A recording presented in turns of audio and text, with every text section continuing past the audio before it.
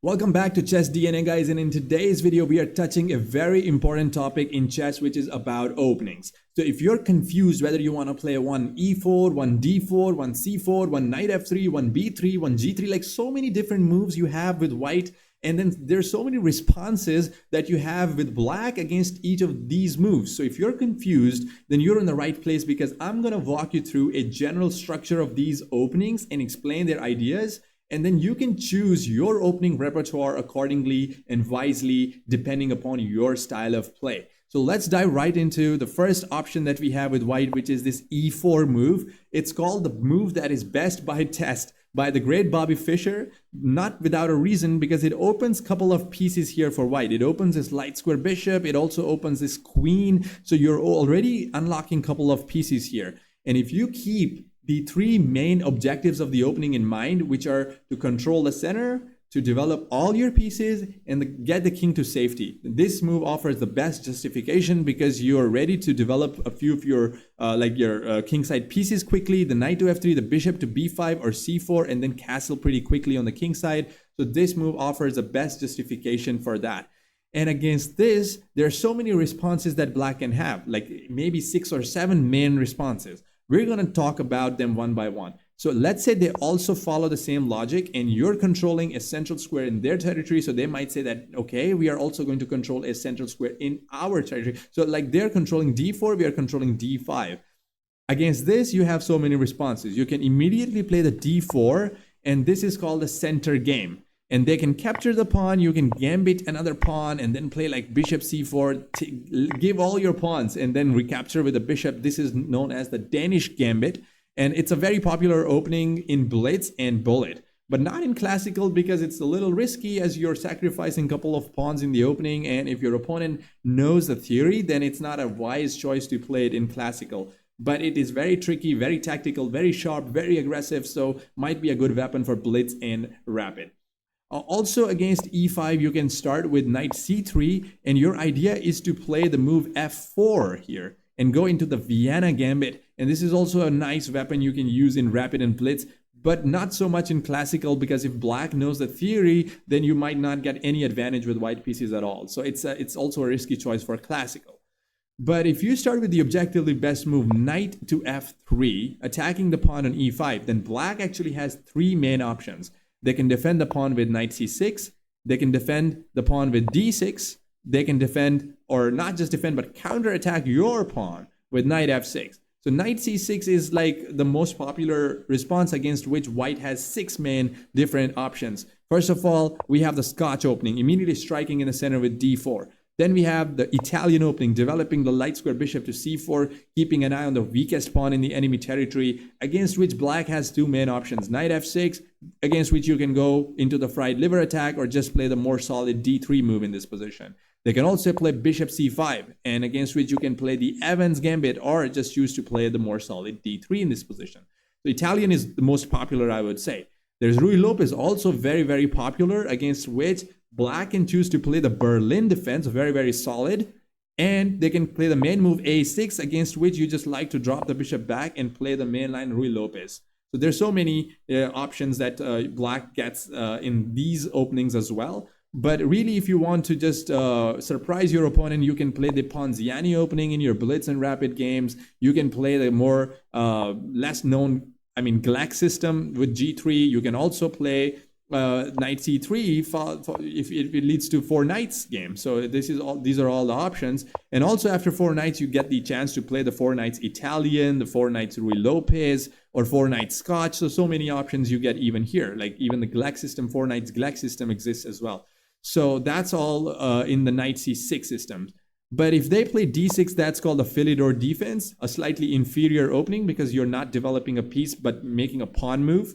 Knight f6 is called a Petrov defense, traditionally known as the Russian defense, where black is just counterattacking your pawn on e4. There are so many options here. You can play d4, you can play knight c3, you can play bishop c4, you can capture the pawn on e5. So many options that you have against the Petrov as well. So that's all in the e5 system. If they move e-pawn only one step, though, that's called a French defense. And the reputation of French defense is ultra solid. If you really want to maybe get a draw with black pieces, then you might want to play French defense and just wait for your opponent to break it because it's ultra solid. Also, against the French, you can just play d4 and just go into the main line. The main move for black is to play d5. That's why they play e6 to push the d5 pawn in the center and contest the control in the center. Against which you can play knight c3, you can play knight d2, you can also play e5, the advanced French. You can also just take and play the exchange French.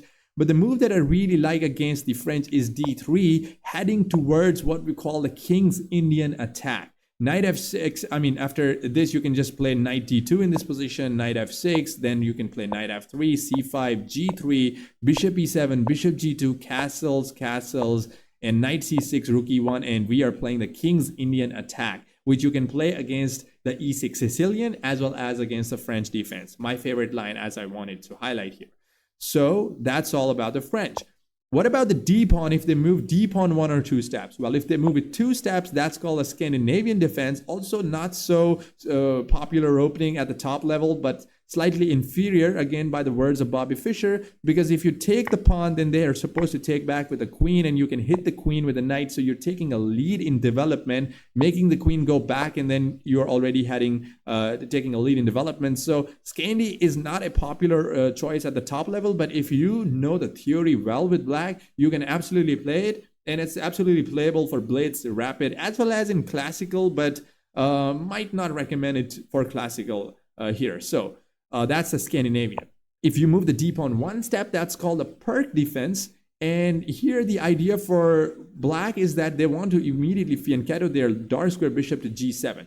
So for example, it resembles the King's Indian as well. So for example, you just continue with d4, they go knight f6, immediately attacking your e-pawn, you play knight c3, they can go g6, and then you can have so many lines against the perk. I really like bishop g5 move in this position. f3 is also a possibility. Knight f3 is a possibility. There are like 12 moves here that white can make against the perk defense. But the idea for black is to immediately play bishop g7, castle, and get this e5 move in. So that's the perk defense.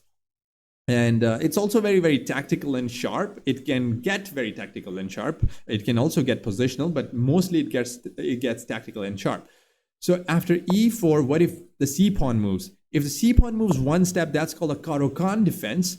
And it's also having a reputation of being very solid, as well as it can be very tactical in some lines. So c6, you play d4, and then after d5, if you take, that's the exchange Caro-Kann. If you push the pawn forward, just like the French, it is the advanced Caro-Kann. And you have so many options here. You can play knight c3 in this position. Also, instead of d4, you can start with knight f3 or knight c3, and then there is d3 move as well. So Caro-Kann has a very quiet reputation, but not the Sicilian, because Sicilian has the reputation of very, very aggressive fighting response by black. If black is in the mood of a real fight, they want to win the game with black pieces, they will absolutely love to play the Sicilian defense against you, against which white has a ton of different options. You can immediately go d4 and after capture c3 and go into the Smith-Morra gambit. Or also you can just start with the more traditional knight f3 move, where after which black has a couple of choices, mainly couple of choices, although they have like a ton of choices. Knight c6, there are 2 types of Sicilian players mainly, knight c6 or d6. So if they're knight c6, they're usually the Sveshnikov players or the dragon players. And after which you play d4, captures, they can still play d6, g6 and play the dragon here. Or they can play like e5 soon and kick your knight to b5 and they'll be heading towards the Sveshnikov. But if they're playing the d6 move as their response to knight f3, then usually they are either the dragon or the Najdorf players. So after d4 captures, they can go g6 and play the Sicilian dragon. Or if they're playing knight f6, knight c3, and a6, that's the Sicilian Najdorf, the most popular Sicilian online and as well as over the board throughout the century. And that's like very, very strong opening for black. Very tactical, sharp. Against this, you have like 10 different responses that you can choose from white. You can play bishop g5, you can play bishop e3, there is f3, there is bishop c4. There's so many options you get with white here. Even f4. There are some small moves like h3, a3 as well in this position for white. So many options that you get with white pieces against a Sicilian. So that's what you basically are going to get if they move these pawns forward. They can also move g6 here. That is known as the modern opening. They're immediately going to fianchetto the bishop. You can play c3, bishop d3 as a response against this, or that can transpose into the perk defense as well with d6. So that's all options that you have against the one e4. I hope it will help you understand better how you can maybe choose your opening and what is your style. If it is positional, you want to play the Caro-Kann or the French or the e5 move. If you are sharp, tactical, aggressive, you might want to play the Scandi, you want to play the perk, or you want to play the Sicilian. So these are the options that you have against one e4 with black. And I hope I made it clear. In the next video, I'll be coming up with the options that you have with one d4 and what are the responses that black has against d4, which one to choose if you're a sharp, aggressive player, or if you're a positional player, what is the best opening choice for you. And in another video, I'll cover the knight f3 move as well as the English opening, the Nimzo Larsen as well. But this was an overview of the e4 setups that black has. And if you're an e4 player, you must know you want to prepare against all of these options that black has so that you can surprise them right off the opening. Save your energy, save your stamina if you're well prepared, and then use that mental energy that you have conserved during the opening in the middle game and the end game, and expect your opponents to make more mistakes as you have come out more prepared in the opening and you have more stamina saved for the end game. So I hope you liked the video. Please like, subscribe, and share so that everybody can improve at chess just like you have in this video. So see you in the next video, guys.